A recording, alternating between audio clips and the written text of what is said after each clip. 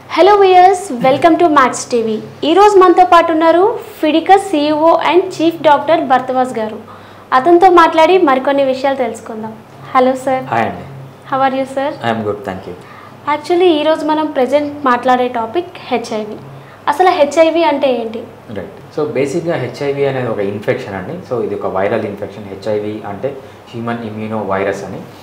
ఈ వైరస్ ఏంటంటే నార్మల్గా వేరే దానికి దీనికి డిఫరెన్స్ ఏంటంటే, సో మనకు ఇమ్యూనిటీ అనేది ఉంటుంది. ఇమ్యూనిటీ అంటే మనకి ఏదన్నా ఒక ఆర్గానిజం కానీ ఏదన్నా ఇన్ఫెక్షన్ మన బాడీలోకి వస్తే దానికి ఫైట్ చేసే మెకానిజం ఉంటుంది అనమాట. దాన్ని ఏమంటామంటే మనం ఇమ్యూనిటీ అంటాం. దీంట్లో మళ్ళీ డిఫరెంట్ టైప్స్ ఆఫ్ ఇమ్యూనిటీ ఉంటుంది.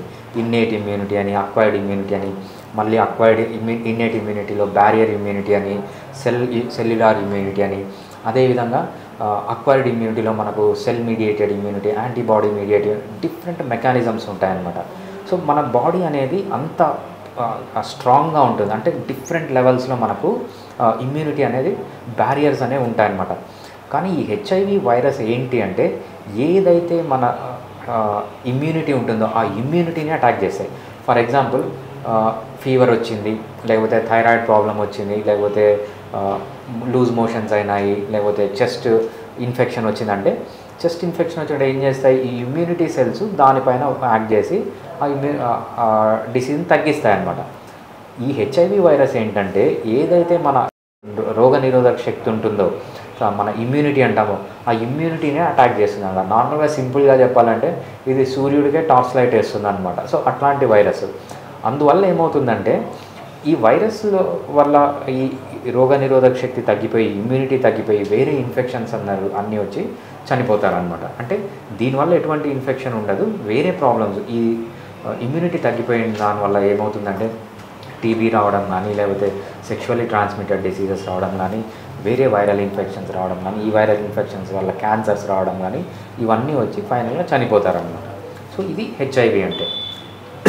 మనకు చాలామంది అర్థం చేసుకోవాల్సింది ఏంటంటే ఒక 10 years 20 years ముందు హెచ్ఐవి ఎలా ఉన్నిందంటే 85s అప్ టు 90s ఎలా ఉన్నిందంటే హెచ్ఐవి వచ్చిన వెంటనే 2-3 years లేకపోతే 5 yearsలో మనుషులు చనిపోయేవాళ్ళు.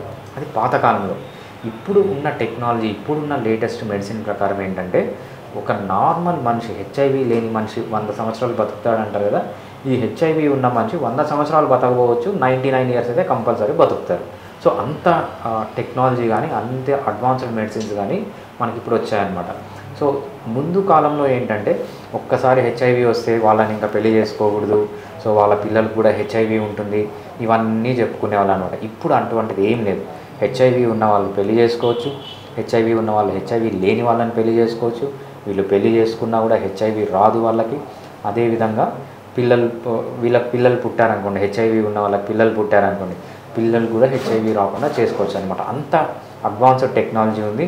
సో హెచ్ఐవి అంటే భయపడాల్సిన అవసరం లేదు. కాకపోతే ఏంటంటే హెచ్ఐవి అనేది ఒక బీపీ లాంటిది. అంటే బీపీ ఒక్కసారి వస్తే రెగ్యులర్గా మెడిసిన్స్ వాడాలి, షుగర్ వస్తే రెగ్యులర్గా మెడిసిన్స్ వాడాలి. అదేవిధంగా హెచ్ఐవి వచ్చిన వాళ్ళు కూడా రెగ్యులర్గా మెడిసిన్ వాడితే కంపల్సరీ ఈ ప్రాబ్లమ్స్ ఏమీ ఉండవన్నమాట. సో ఇది ప్రస్తుతానికి ఉన్న ట్రీట్మెంట్.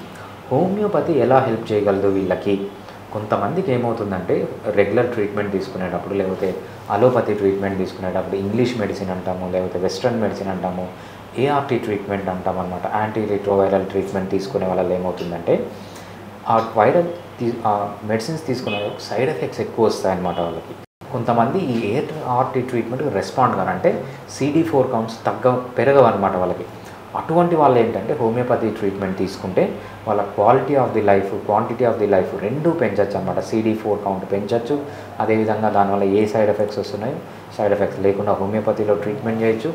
అలాంగ్ విత్ మీరు ఏఆర్టీ హోమియోపతి ట్రీట్మెంట్ తీసుకుంటే మీ క్వాలిటీ ఆఫ్ లైఫ్ని ఇంకా బాగా పెంచవచ్చు అనమాట, 100 రెట్లు పెంచవచ్చు. సో విత్ హోమియోపతి ట్రీట్మెంట్ మీరు ఏఆర్టీ ట్రీట్మెంట్ తీసుకుంటారా తీసుకోరా అనేది మీ ఇష్టం. దాంతోపాటు మీరు హోమియోపతి ట్రీట్మెంట్ ఇంక్లూడ్ చేస్తే దానివల్ల వచ్చిన సైడ్ ఎఫెక్ట్స్ కానీ అయితే దానివల్ల అది కాకపోయినా ఇంకా మీరు బెటర్గా మీ క్వాలిటీ ఆఫ్ ది లైఫ్ని పెంచవచ్చు, మీ క్వాంటిటీ ఆఫ్ ది లైఫ్ని పెంచవచ్చు హోమియోపతి ట్రీట్మెంట్ ద్వారా. హెచ్ఐవి డిసీజ్ వచ్చిందని మనం ఎలా ఐడెంటిఫై చేసుకోవాలి సార్? రైట్. నార్మల్గా హెచ్ఐవి డిసీజ్ వచ్చిన వాళ్ళు ఏం చేస్తారంటే 2 రకాలుగా ఉంటారు. ఒకరు ఏదో టెస్ట్ చేయించుకుంటూ ఉంటారు, సో వేరే ప్రాబ్లం ఏదన్నా వచ్చిందని పోయి ఉంటారు. కొంతమందికి ఏదో దెబ్బ తగులుతుంది, సర్జరీకి వెళ్తారు, లేకపోతే ప్రెగ్నెన్సీకి వెళ్తారు, ప్రెగ్నెన్సీ అప్పుడు సర్జరీ చేయాల్సి వస్తుంది. వీళ్ళు ఏంటంటే సర్జికల్ ప్రొఫైల్ అని చేస్తారు. సర్జికల్ ప్రొఫైల్ అని చేసినప్పుడు దాంట్లో హెచ్ఐవి టెస్ట్ చేస్తారంట, అలా బయటపడుతుంది. అది ఒక రకం.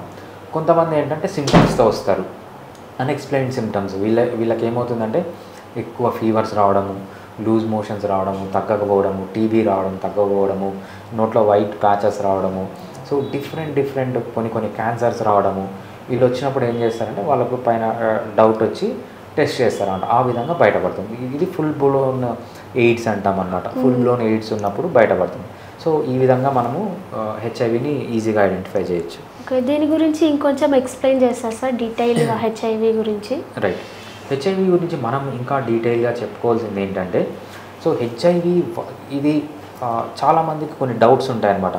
ఈ డౌట్స్తో పాటు మనం అసలు ఏం జరుగుతుందని తెలుసుకుందాం. సో హెచ్ఐవి అనేది ఒక్కసారి మన బాడీలోకి ఎంటర్ అయిందనుకోండి, సో ఇది ఏం చేస్తుందంటే అది ఒక ఆర్ఎన్ఏ అంటాం అనమాట. సో మనకు డిఎన్ఏ, ఆర్ఎన్ఏ అని జెనెటిక్ మెటీరియల్స్ ఉంటాయి. ఇది ఒక ఆర్ఎన్ఏ వైరస్. సో ఆర్ఎన్ఏని మన బాడీలోకి పంపిస్తుంది, మన సెల్లోకి పంపిస్తుంది.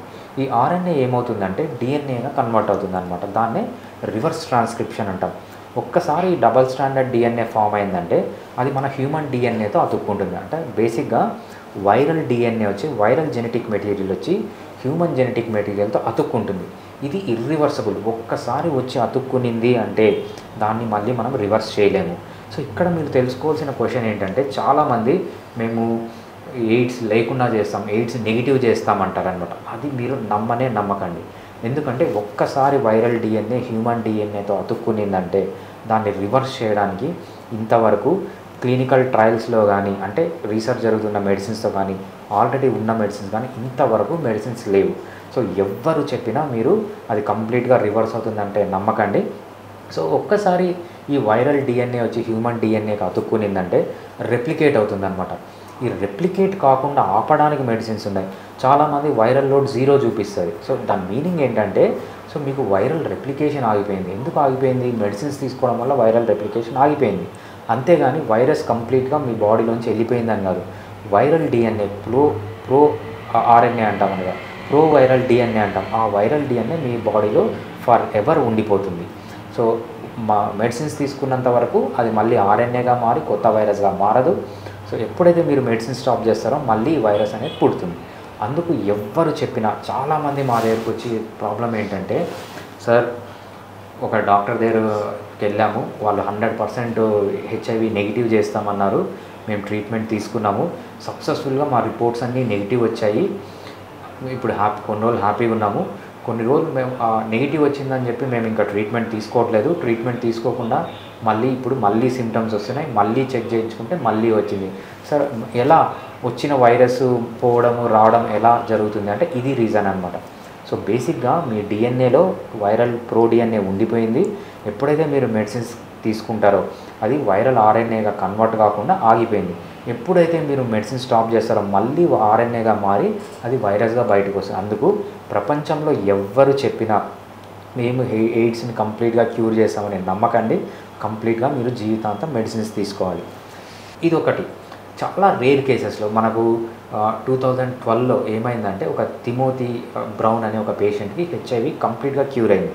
ఎలా క్యూర్ అయింది అంటే, stem cell therapy plus bone marrow transplant వేరే డిసీజ్ కోసం తీసుకుంటే ఇది క్యూర్ అయిందనమాట. First person to cure HIV.